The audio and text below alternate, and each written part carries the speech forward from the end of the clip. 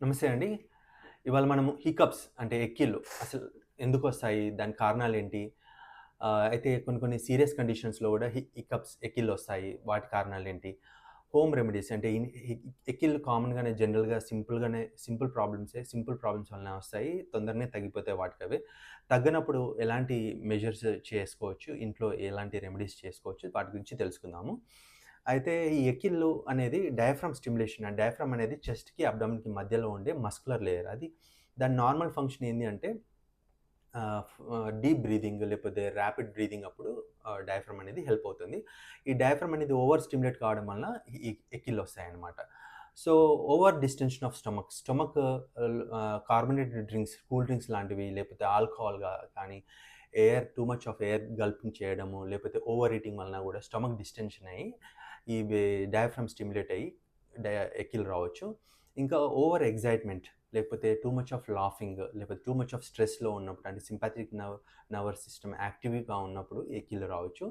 ఇంకా hot and cold shower వెంట వెంటనే చేసినప్పుడు, హాట్ అండ్ కోల్డ్ వాటర్ వెంట వెంటనే తాగినప్పుడు కూడా ఎక్కిళ్ళు రావచ్చు.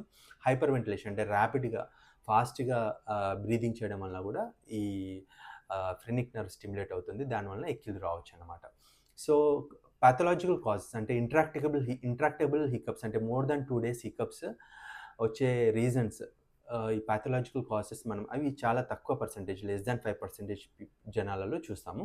దీన్ని అయితే ఇంత 2 డేస్ కన్నా ఎక్కువ రోజులు హికప్స్ వస్తున్నాయంటే ఇవన్నీ కన్సిడర్ చేసుకోవాలి. వీటికి డీటెయిల్‌గా ఎవాల్యుయేట్ చేసుకోవాలనమాట.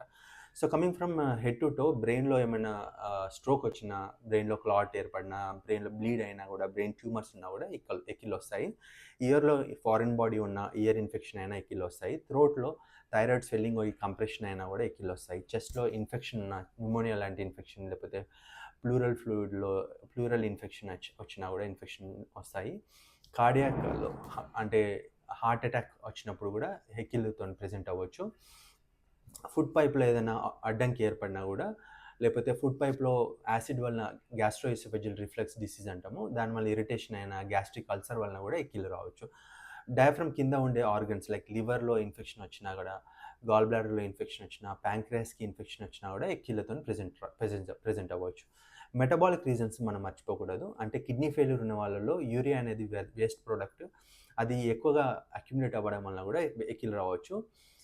పెద్దవాళ్ళలో ముఖ్యంగా వయసు మీద పడ్డ వాళ్ళలో అసలు ఫుడ్ సరిగ్గా లేకపోవడం వలన, ఫుడ్ ఇంటేక్ తక్కువున్నప్పుడు సోడియం లెవెల్స్, ఉప్పు లెవెల్స్ తగ్గిపోతాయి. దానివల్ల గూడా ఎక్కిళ్ళు రావచ్చు. సోడియం లెవెల్స్ ఎక్కువున్నప్పుడు గూడా ఎక్కిళ్ళు రావచ్చు. గ్లూకోజ్ లెవెల్స్ ఎక్కువగా ఉన్నప్పుడు గూడా ఎక్కిళ్ళు రావచ్చు.